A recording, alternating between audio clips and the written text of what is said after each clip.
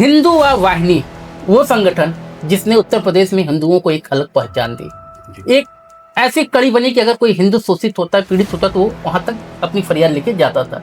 उसकी शुरुआत जो गोरखपुर मंडल से चालू हुई, गोरखपुर मेरा गृह जनपद भी है, वाराणसी जनपद में आपने कैसे चालू किया, मैं प्रारंभ से जानना चाहता हूँ।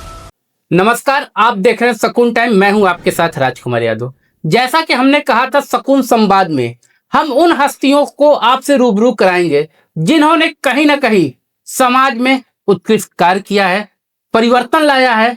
ऐसे ही एक हस्ती जो पूर्वांचल कह लीजिए, उत्तर प्रदेश कह लीजिए, किसी परिचय की मोहताज नहीं है। नाम है अमरीश सिंह भोला। नाम के आगे जो भोला शब्द लगा है, उतने भोले हैं भी। और ये पूज्य महाराज जी योगी आदित्यनाथ जी, जो सूबे के मुख्यमंत्री जी हैं, उनके अनन्य शिष्य भी हैं और योगी सेवक जी भी हैं। भोला जी, सकून टाइम संवाद में आने के लिए बहुत बहुत धन्यवाद आपका। धन्यवाद राजकुमार भैया, सकून संवाद में आपने मुझे आमंत्रित किया। हम अगले 1 घंटे तक आपसे व्यक्तिगत जीवन से लेकर संगठन के विस्तार तक, राजनीतिक जीवन, हर एक चीजों पर चर्चा करेंगे। धैर्यपूर्वक हर एक जवाब दीजिए। जो सवाल आपको ना समझ आए, आप उसको मना भी कर सकते हैं। हिंदू वाहिनी वो संगठन जिसने उत्तर प्रदेश में हिंदुओं को एक अलग पहचान दी। एक ऐसी कड़ी बनी कि अगर कोई हिंदू शोषित होता, पीड़ित होता, तो वो वहां तक अपनी फरियाद लेके जाता था। उसकी शुरुआत जो गोरखपुर मंडल से चालू हुई, गोरखपुर मेरा गृह जनपद भी है, वाराणसी जनपद में आपने कैसे चालू किया, मैं प्रारंभ से जानना चाहता हूँ। देखिए, मैं महाराज जी के, पूज्य महाराज जी के संपर्क में 2006 से आया है। 2006 से 20 सालों का सफर। लोगों को लगता है कि रातों रात ये ग्लैमर आया है, ये चीजें नहीं। 20 सालों का संबंध है, 2006 से 2026। 2006 में मैंने काशी में पूज्य महाराज जी का एक कार्यक्रम था। होर्डिंग्स पे मैंने देखा कि महाराज जी का आगमन काशी में हो रहा है जो है।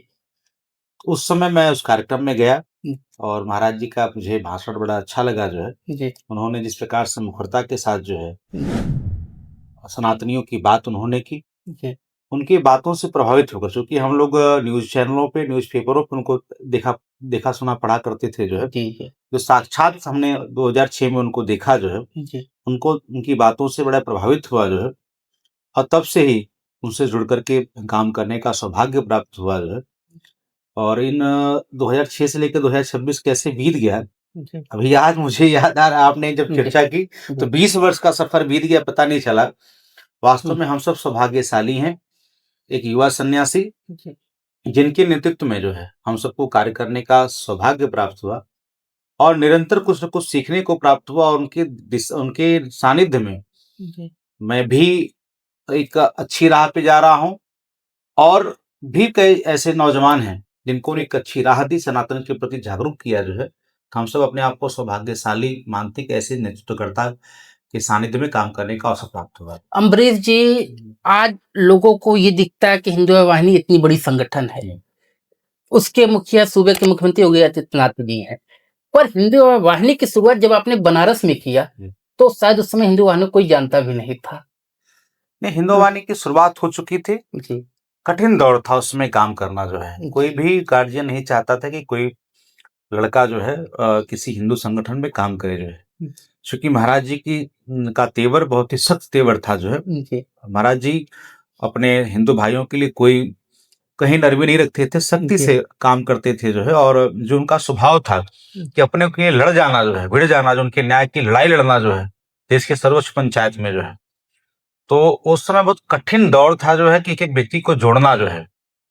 और 2006 से पहले भी बहुत सारे पदाधिकारी थे, क्योंकि हिंदू वाहिनी का गठन सन 2002 में हुआ और 2003 में काशी में लोगों ने काम करना शुरू कर दिया था जो है।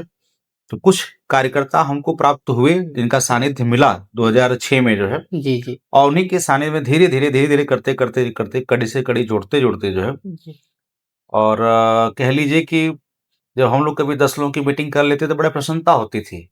आज 10 लोग हिंदू वाहिनी की बैठक में आए, कभी 50 की बैठक, कभी 100 की बैठक जो है।